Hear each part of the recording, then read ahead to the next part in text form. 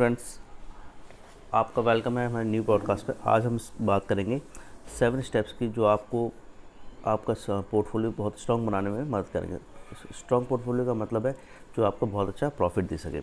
हम बात करेंगे आपको अपना प्रिंसिपल अमाउंट किस तरह से डिवाइड करना चाहिए, किस तरह के स्टॉक्स में रखना चाहिए ताकि वो प्रूडेंट स्ट्रेटेजी आपको बहुत ज़्यादा बेनिफिट दें। This is our disclaimer. First step है कि never be too aggressive in averaging. अब एवरेजिंग होती क्या है? जैसे मान लीजिए आप कोई 100 रुपीज़ का स्टॉक खरीदते हैं, आपने 10 स्टॉक्स ले लिए 100 रुपीज़ के, थोड़ा मान लीजिए मतलब एग्जांपल के लिए, और जो स्टॉक है वो 75 पे मूव कर जाता है। आप ऐसा करते हैं कि 10 स्टॉक्स और ले लेते हैं, तो अब एवरेजिंग जो होगी वो लगभग 87 पॉइंट समथिंग रुपीज़ का स्टॉक हो जाएगी आपके 20 स्टॉक की बाइंग। और मान लीजिए अगर स्टॉक वापस रिबाउंड करता है लेकिन वो 90 तक ही पहुंचा, तब भी आपको 3 रुपीज़ का प्रॉफिट हो जाएगा, लगभग 2-3% का प्रॉफिट हो जाएगा। तो इसको बोलते हैं एवरेजिंग। लेकिन ये हमेशा से रहा है कि एवरेजिंग है ना बहुत ज़्यादा एग्रेसिव नहीं होनी चाहिए, क्योंकि इसका क्या काफ़ी नुकसान भी हो सकते हैं। और ख़ासतौर से उन सिचुएशन में जहाँ पर स्टॉक्स है ना 50% है उससे नीचे चला गया हो। अगर मान लीजिए कोई स्टॉक 300 रुपीज़ का तो 150 या उससे नीचे चला गया, तब एवरेजिंग उस पर रोक देनी चाहिए और कोशिश करनी चाहिए आपको जो अमाउंट है उसी को थोड़ा सा वहीं से रोटेट करते रहें, मतलब सेल हाई बाय लो करते रहें ताकि उसकी एवरेजिंग को किसी तरह ला सकें। नया अमाउंट नहीं डालना चाहिए। आप हमेशा ध्यान रखिएगा, जो कि पर्सनली भी हमेशा मुझे लगता है कि प्रॉफिटेबल स्ट्रेटेजी रहती है, किसी भी एक स्टॉक में एवरेजिंग करें, लेकिन मैं जो जब भी करता हूँ उसमें 20% से ज़्यादा किसी भी स्थिति में अपना अमाउंट उसमें जाने नहीं देता। अगर 20% ज़्यादा चला गया तो अब मैं वहीं पर उसको जो वैल्यू उसी पे सेल हाई एंड बाय लो करता रहूँगा ताकि उसकी एवरेजिंग कॉस्ट को नीचे लाया जाए, ना कि नया पैसा लगाऊंगा, क्योंकि 20% ज़्यादा पैसा लगाना हमेशा ख़तरनाक हो सकता है। दूसरा कारण ये होता है कि मान लीजिए कि अगर कई स्टॉक्स होते हैं, जैसे येस बैंक का स्टॉक था, अब वो बहुत नीचे चला गया। अगर आप उस पर एवरेजिंग करते करते करते आप नया पैसा लगाते जाएंगे तो आप फ्यूचर में बहुत ज़्यादा नुकसान में आ जाएंगे। और इसका दूसरा सबसे बड़ा फ़ायदा ये होता है कि अगर मान लीजिए आपको स्टॉक में लॉस भी हो गया तो आपका एट मैक्सिमम लॉस 20% है स्टॉक मार्केट में, और जो कि जिस तरह के रिटर्न है लगभग 60% तक के रिटर्न इजीली अचीव किए जा सकते हैं, 50-60% के रिटर्न एक 1.5 साल में। तो 20% लॉस इतना ज़्यादा नहीं कि आप उसको रिकवर नहीं कर पाएंगे। तो इसका हमेशा ध्यान रखिए कि कभी भी बहुत ज़्यादा एग्रेसिव ना हो जाए एवरेजिंग में, उस पर बहुत ज़्यादा विश्वास ना करें। डिस्पोजिशन इफेक्ट को रिड्यूस करें। डिस्पोजिशन इफेक्ट आप जानते हैं क्या होता है? डिस्पोजिशन इफेक्ट होता है कि आप क्या करते हैं, अपनी जो लॉस मेकिंग पोजीशन होती है उसको ओवरली ज़्यादा लंबे वक्त तक रखते हैं, ये सोचकर कि आपको वो रिवाइंड करेगा और आपको फ़ायदा होगा। लेकिन ऐसा कभी ज़रूरी नहीं, कई कई स्टॉक्स में ये नहीं भी होता है।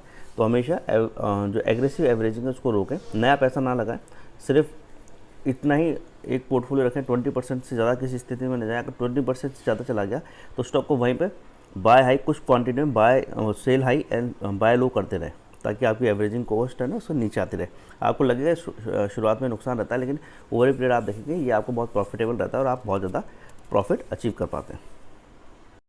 अब देखिए स्ट्रॉन्ग पोर्टफोलियो बोलते किसको? सी, आपने कई बार देखा होगा स्ट्रॉन्ग पोर्टफोलियो वर्ड होता है, गुड पोर्टफोलियो वर्ड होता है, strong, good portfolio, profitable portfolio, ये सब एक ही वर्ड है। लेकिन ये हमेशा आपको एक्चुअली ऐसा नहीं कि आपको कभी भी ये डिक्लाइन में नहीं जाएंगे। इसका मतलब ये होता है कि एक पोर्टफोलियो आपका ऐसा होना चाहिए लगभग 80-90% आपका इन्वेस्टमेंट इस तरह के स्टॉक्स में होना चाहिए जो भले ही बेयर फेज में नीचे चले जाएँ, लेकिन बुल फेज में वो सबसे पहले रिबाउंड करने वाले होने चाहिए, तो आपको फ़ायदा होगा। क्योंकि देखिए बेयर फेज और बुल फेज एक कॉमन फैक्टर है, स्टॉक में मार्केट में ये साइकिल आती रहती है, लेकिन आप इस फेज को नहीं समझ पाएंगे तो आप हमेशा नुकसान में रहेंगे। तो हमेशा इस तरीके से आप ऐसे स्टॉक्स का चुनाव कीजिए जो कि आपको बुल फेज में बहुत अच्छा प्रॉफिट दें।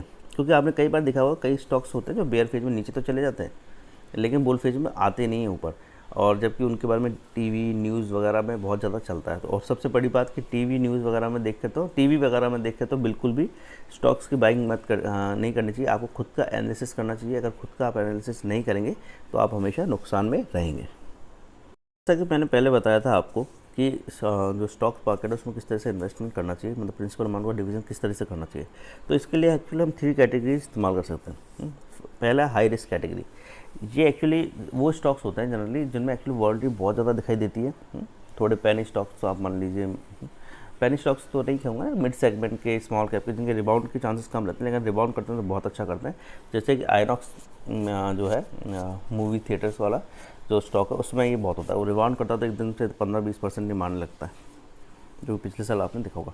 लेकिन आप हमेशा ध्यान रखिए, जो हाई रिस्क कैटेगरी स्टॉक्स होते हैं इनमें 15-20% ज़्यादा प्रिंसिपल अमाउंट नहीं इन्वेस्ट करना चाहिए। और 15-20% ये नहीं कि एक साथ में कर दें, मतलब आप हाई रिस्क के लिए रखिए 15-20% स्टॉक्स के लिए, लेकिन उसमें से 8-10 एक बार में मतलब 10% से ज़्यादा पैसा इन्वेस्ट मत कर दीजिए। उसका कारण ये रहता है कि आपको अगर एवरेजिंग करने की जरूरत पड़ी तो फिर आपको जो आपका जो प्रूडेंट अमाउंट है, यानी जो 60-80% बाकी अमाउंट उसमें से पैसा निकालना पड़ेगा। तो इसमें जल्दी ये होता है कि 10 से 12% आप एक बार में इन्वेस्ट कर देते हैं और फिर 8% को आप एवरेजिंग के लिए रखते हैं। क्योंकि हाई रिस्क कैटेगरी जो इन्वेस्टमेंट होते हैं, जो स्टॉक्स होते हैं, वो हो सकता है बहुत अच्छा प्रॉफिट देता है, बहुत ही अच्छा प्रॉफिट देते हैं जनरली, ऐसी बात नहीं है। 10-20-30% तक 50-30-40% तो नॉर्मल है। लेकिन अगर उन्होंने नहीं दिया और नीचे की तरफ ही चले गए तो फिर आपको बहुत ज़्यादा प्रॉब्लम होगी और आपको मतलब बड़ा नुकसान हो सकता है। और क्योंकि अगर और दूसरी बात ये है कि अगर आपका जो स्टॉक है वो मान लीजिए अच्छा है, अच्छी क्वालिटी का है, तो वो रिबाउंड करेगा, आज नहीं तो कल करेगा और आपको 3-4 टाइम प्रॉफिट जनरेट करके दे सकता है। तो जो कहते हैं ना लॉन्ग टर्म इन्वेस्टमेंट, ये हाई रिस्क कैटेगरी का इन्वेस्टमेंट थोड़ा सा उस तरीके का होता है कि जब आपको अच्छा प्रॉफिट मिले तो निकल जाइए, और आप हो सके तो लंबे टाइम तक अटके रहें। तो आपका पैसा जो 20% से ज़्यादा किसी भी स्थिति में ऐसे स्टॉक्स में नहीं रहना चाहिए जहाँ पर आप पैसे को बहुत ज़्यादा जल्दी रोटेट ना कर सकें। अगर आप ट्रेडिंग कर रहे हैं और इन्वेस्टमेंट कर रहे हैं तो फिर अलग बात है कि आपका जो भी टाइम पीरियड है उसको वो क्रॉस करें। अब हम बात करते हैं फंडामेंटल स्ट्रॉन्ग कंपनी की। उससे पहले एक्चुअली आपको एक स्टोरी सुनाता हूँ, असली रियल लाइफ स्टोरी है। रोनाल्ड रीड एक जेनेटर था, एक्चुअली गैस स्टेशन पर काम करता था। उसने $8 मिलियन बनाए थे, मतलब बहुत ज़्यादा मुझे नहीं लगता एजुकेटेड रहा होगा अगर वो गैस स्टेशन पर काम करता होगा, लेकिन ही मेड $8 मिलियन, यानी कितने हो गए, $80 लाख। अगर हम इंडियन रुपये में कन्वर्ट कर दें उसको तो लगभग 500-600 करोड़ रुपये, ठीक है, नहीं सॉरी 56 से 57 करोड़ रुपए करीब, इतना उसने पैसा बनाया। लेकिन कैसे? उसने एक्चुअली जो उसका इन्वेस्टमेंट था, जब उसका देखा गया इन्वेस्टमेंट जो उसका क्राइटेरिया था वो था कि वो जनरली ब्लू चिप कंपनी में ही इन्वेस्टमेंट करता है, यानी फंडामेंटली स्ट्रॉन्ग कंपनीज़। अब फंडामेंटली स्ट्रॉन्ग कंपनीज़ कैसे देखी जाती है? जिनमें एक्चुअली जो कि मैनेजर्स वगैरह होते हैं, यानी टॉप सीईओज एमडी वगैरह होते हैं, जिनका बैकग्राउंड बहुत अच्छा होता है, यानी टॉप क्लास मैनेजमेंट जिसको कहते हैं, जहाँ और जिन ऑर्गेनाइजेशन कंपनीज़ में एक्चुअली हाई गवर्नेंस स्टैंडर्ड्स को इस्तेमाल किया जाता है, हाई कॉर्पोरेट गवर्नेंस, ये नहीं कि फ़ायदे के लिए कुछ भी किसी हद तक गिर सकता है, क्वालिटी में कॉम्प्रोमाइज़ कर सकते हैं, स्टैंडर्ड में कॉम्प्रोमाइज़ कर सकते हैं, या करप्शन में इन्वॉल्व हो सकते हैं, इस तरह की कंपनीज नहीं। और जिनकी बैलेंस शीट, हमेशा बैलेंस शीट पढ़ने की आदत डालिए, वेरी मार्जिनल डेप्ट होता है, net cash in balance sheet होता है, यानी बहुत ही कम बैलेंस शीट में बहुत कम डेप्ट दिख रहा हो, लेकिन वो इसके कारण नहीं होना चाहिए कि उन्होंने कोई अपने एसेट सेल कर दिए, ये हमेशा ध्यान रखिएगा। लेकिन और उनके पास या फिर नेट कैश हो जो कि उनके रेवेन्यू जनरेशन से आता हो।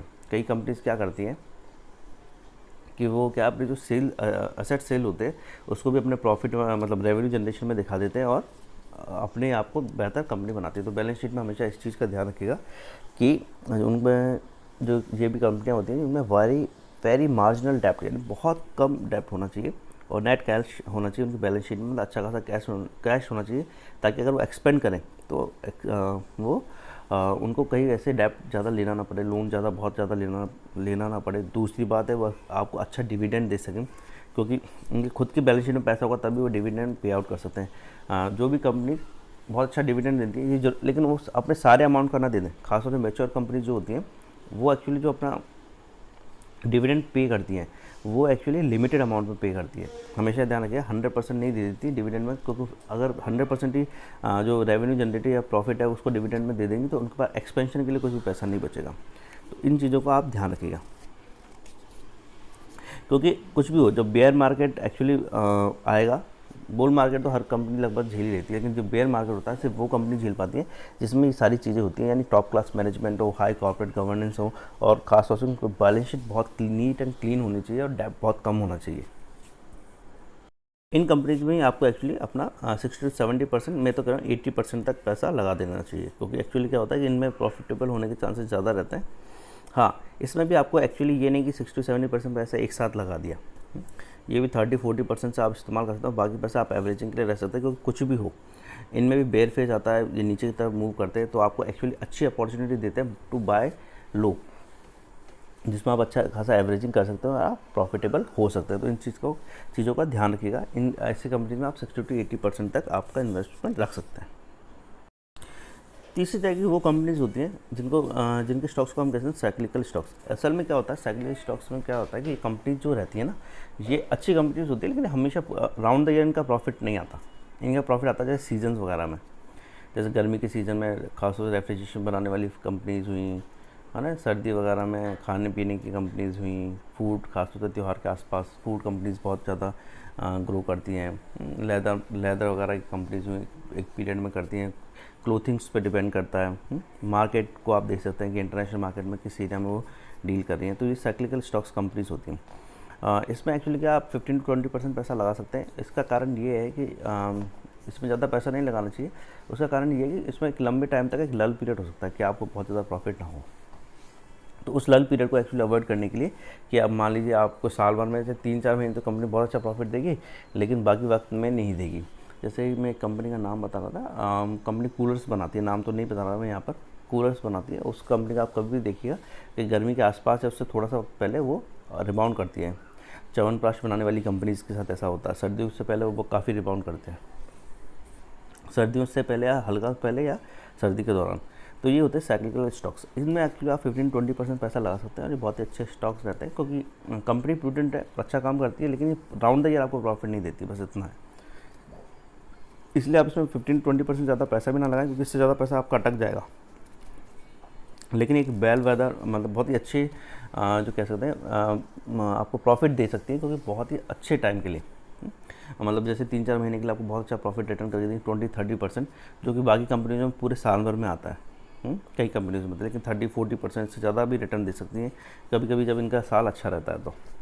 तो लेकिन ख़ास बात ये है, आप हमेशा ध्यान रखिए कि इसमें एक्चुअली एक एनालिसिस इन्वॉल्व रहता है कि आप इसको तभी खरीदें जब ये थोड़ा नीचे की तरफ हो, ना कि हो हाई की तरफ। मान लीजिए रेफ्रिजरेशन बनाने वाली कंपनी है, आपने उसको जून में खरीद लिया, तो अब आप अटके हैं, अगले जनवरी से पहले तो प्रॉफिट आने की बहुत ही रेयरली कोई उम्मीद होती है, कुछ बड़ा ना हो जाए तो। इसलिए रेफ्रिजरेशन जैसे बनाने वाली कंपनी होती है, इसके जो स्टॉक होता है उसको सर्दियों के आसपास खरीदेंगे तो ज़्यादा पहले रहेगा, ज़्यादा फायदा रहेगा, खासतौर सर्दियों से थोड़ा पहले, क्योंकि उसके बाद एक्चुअली इसमें इन्वेस्टर्स आने लगते हैं। तो इन साइक्लिकल स्टॉक्स में आप 15-20% रिटर्न मतलब इन्वेस्टमेंट कर सकते हैं प्रिंसिपल का, और यू विल बी बेनिफिशियल।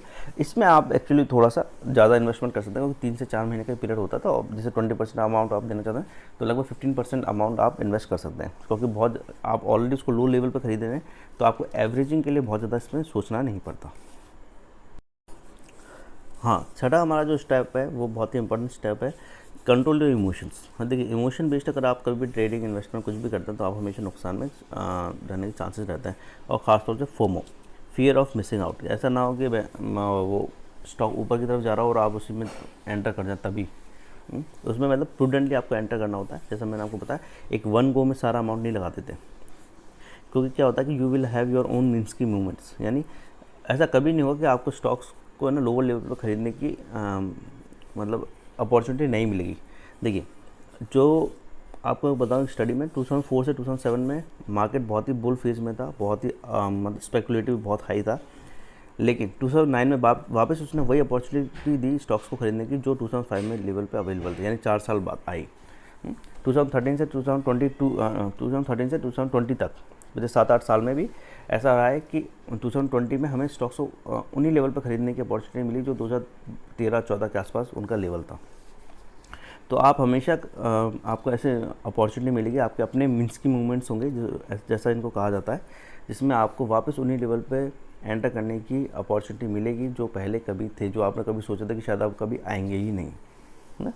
तो आप हमेशा ऐसे वक्त का इंतजार कीजिए, बहुत ज़्यादा हाई पे मत खरीद लीजिए। अगर ज़्यादा हाई पे खरीद लेंगे तो क्या है कि आपको लंबे वक्त तक अटके रहना पड़ेगा। You will be actually stuck in that stock for a long period of time.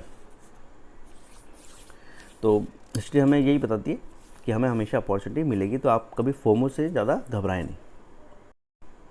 तो 7th और मोस्ट इंपॉर्टेंट स्टेप कि हमेशा रिस्क लीजिए, लेकिन गैम्बलिंग मत कीजिए। गैम्बलिंग क्या होती है कि आपको पता नहीं, बस आप घुस गए, हो सकता है। क्योंकि जो लोग इस तरह से सोचे घुसते हैं ना कि जो होगा सो देखा जाएगा, फिर उनके साथ जो होता है ना वो देखा नहीं जाता। आपको हमेशा पेन तभी आएगा जब भी आप किसी स्टॉक में ये सोच के एंटर कर जाते हैं कि जो होगा सो देखा जाएगा। तो जो होगा सो देखा जाएगा उसको अवॉइड करिए, और हमेशा रिस्क ले सकते हैं, गैम्बल नहीं कर सकते। रिस्क में क्या होता है कि आप एनालिसिस करते हैं, आप अपने पोर्टफोलियो का मैनेजमेंट करते हैं, मनी मैनेजमेंट करते हैं कि आपको कितना स्टॉक लगाना चाहिए। क्योंकि किसी भी स्टॉक में क्या होता है कि 30% डाउनवर्ड के कभी भी चांस आ सकते हैं। जो मैंने अपने एक्सपीरियंस में सीखा है वो यही है कि उसका एक्चुअली जो फॉल होता है वो मिनिमम 30% आ सकता है कभी भी, किसी भी अच्छी कंपनी का, जैसे जो फंडामेंटली स्ट्रॉन्ग कंपनीज होती हैं। तो आपको हमेशा जो अमाउंट होता है उस हिसाब से रखना पड़ता है कि आप 30% गिर जाए तब तक आपके पास उसमें री इन्वेस्ट करने की अपॉर्चुनिटी आपके पास रहनी चाहिए। यानी आपको पैसा, नया पैसा लगाने की जरूरत पड़नी चाहिए। जो आपका स्टॉक के लिए जो पैसा रखा है वही, उसी से आप काम कर सकें। और दूसरी बात, कभी भी सारा पैसा एक साथ मत लगा दीजिए। जैसे मैंने आपको बताया 30% कभी भी गिरावट आ सकती है, क्योंकि रिसेशन 30% पे ही माना जाता है। तो इसलिए आपको हमेशा ऐसे टाइम के लिए तैयार रहना चाहिए। तो ये नहीं कि आप पूरा का पूरा पैसे ही लगा दें। आपके पास 10 लाख है तो पूरे 10 लाख इन्वेस्ट करके बैठे हुए हैं। हमेशा 1.5-2 लाख रुपए एक ऐसे अच्छे, मतलब इस बुरे टाइम के लिए बचा के रखिए, ताकि आप उसको एवरेजिंग कर सकें अच्छे स्टॉक्स में, जो आपको जल्दी से जल्दी रिटर्न दे। उसका फ़ायदा ये होता है कि आपको अगर पैसा मिलता रहता है तो आप थोड़ा कंफर्टेबल पोजीशन में रहते हैं, और जो अपना दिमाग है वो सही से इस्तेमाल करते हैं। अगर आप क्या रिस्क में चले जाएंगे और आपको लगेगा मेरा सब कुछ जा रहा है, सब कुछ खो रहा है, तो आप फिर गलत स्टेप उठा सकते हैं। एक्सेसिव स्पेकुलेटिव पीरियड, जैसा हमने कहा 2004 से 2007 में है। अब बहुत इन ऐसे पीरियड्स में ना बहुत ज़्यादा फुल अमाउंट के साथ नहीं घुस जाना चाहिए। 2004 से 2007 के बीच में चला, 2008 के रिसेशन आपको पता ही है क्या हालत हुई थी। 2013 से 2020 के अच्छा पीरियड था। इनफैक्ट अगर आप देखेंगे तो उससे पहले बुल फेज बहुत अच्छा आया था कोरोना आने से पहले, 2020 से पहले, और फिर अचानक उसने सबको फंसा लिया। तो ऐसे पीरियड्स को आप अवॉइड कर सकते हैं। Thank you. और मुझे लगता है कि अगर आप इन स्टेप्स को फॉलो करेंगे तो you will be happy in your life and be profitable.